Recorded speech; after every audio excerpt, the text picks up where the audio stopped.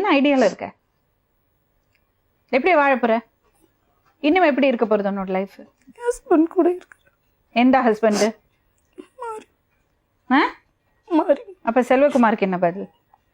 மட்டிக்கினாரு ஒருத்தர் இவரை காப்பாத்தணும் கத்திரி, இவரை காப்பாத்தணும் கத்திரி, மட்டிக்கினாரு ஒருத்தர். ஹாய் ஃப்ரெண்ட்ஸ், இது உங்கள் SMT 360. நம்ம சேனலோட நோக்கம் மக்களை சிரிக்க வைக்கிறது மட்டுமே. நம்ம வீடியோஸ் பிடிச்சிருந்தா லைக் பண்ணுங்கள், கமெண்ட் பண்ணுங்கள், ஷேர் பண்ணுங்கள். மறக்காமல் நம்ம சேனலை சப்ஸ்கிரைப் பண்ணுங்கள். இப்போ வாங்க.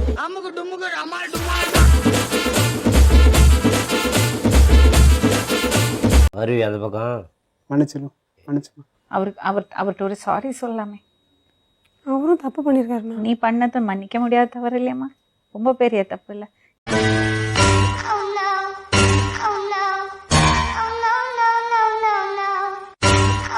சொல்லுங்க. அவரோட இருக்க முடியாதுண்ணா. ஏன்? அவர் ரொம்ப ஓவரா பேச. சரி, அப்போ அவர் ஓவரா பேசுறாரு. சரி, இந்த பையனை கல்யாணம் பண்ணிக்கிறீங்களா? ஏன்?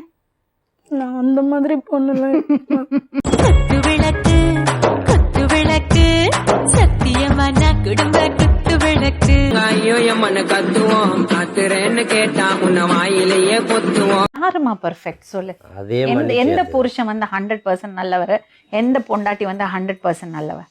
யாருமே கிடையாதுமா. நம்ம ஒருத்தர் எப்படி இருக்கோமோ அப்படி ஏத்துக்கிட்டு குடும்பத்தை ஓட்டுறது குடும்பம்.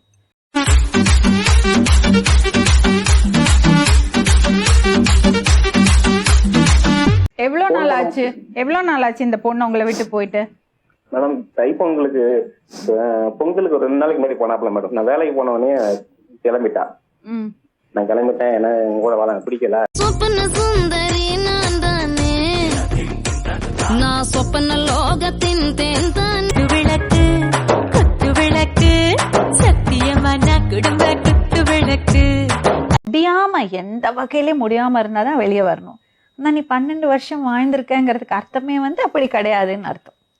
ஏதோ ஒரு இடத்துல நீ வந்து உங்களுக்குள்ள இருக்கிறது அந்த பாசம், அந்த காதல் வந்து மக்கி போயிடுச்சு.